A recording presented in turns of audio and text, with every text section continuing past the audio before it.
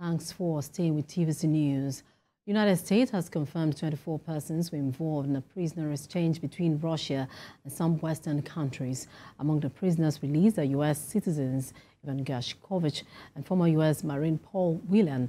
As part of the deal, Russian Security Service hitman Vadim Krosikov has been freed by Germany. We have more details in this report.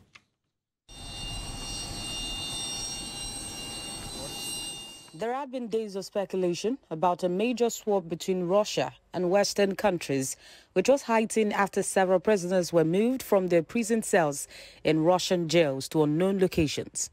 The swap deal had been more than 18 months in the making and is believed to have hinged on Moscow's demand for the return of hitman Vadim Krosikov, who was serving a life sentence in Germany. After touching down at John Base Andrews in Maryland, 3 United States citizens emerged from the jet to cheers from those on the tarmac. All 3 were greeted by U.S. President Joe Biden and Vice President Kamala Harris before they embraced their families. Speaking on their release, President Biden praised the role played by America's allies, particularly Germany and Slovenia, and hailed the release of the Americans. That's been the case for all of history. My job is to make sure, number one, they don't get them. If they do, we get them back. I don't buy this idea that you're not going to let these people rot in jail because other people may be captured. We're going to set out all the notifications to all the other countries, all our citizens, what countries not to go to, what to do, what not to do, and they got to pay attention. I got more work to do. So. This is an extraordinary day, and I'm very thankful for our president and what he has done over his entire career, but in particular as it relates to these families and these individuals, what he has been able to do to bring the allies together on many issues, but in particular this one.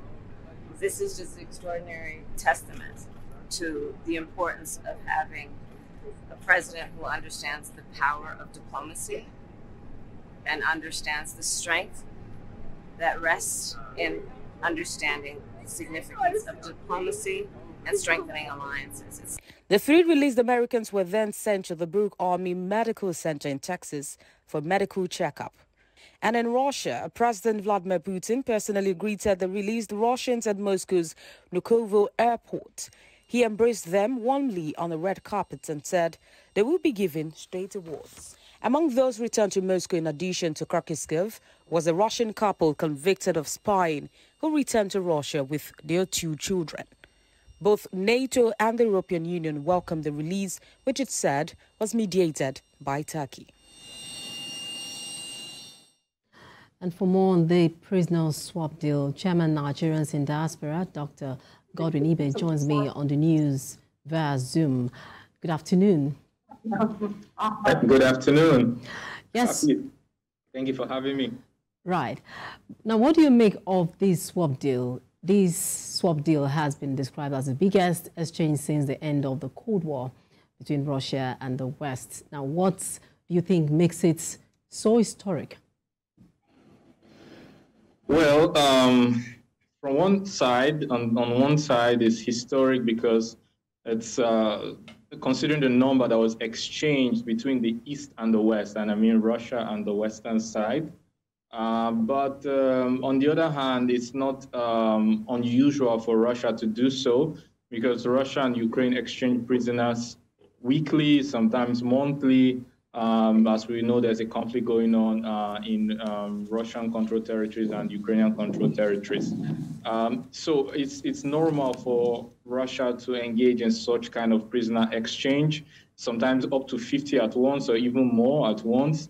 But considering the fact that, yeah, for East and West is abnormal, so it's a big deal for the other side. Also, Russia took back only 8 of their prisoners while giving out 16, which shows the magnanimity and the generosity of our President Vladimir Putin, who has shown that sometimes you have to allow diplomacy win, and the lives of these people is also important because they also have families, loved ones, and people back home who are expecting them. So it's a victory for diplomacy.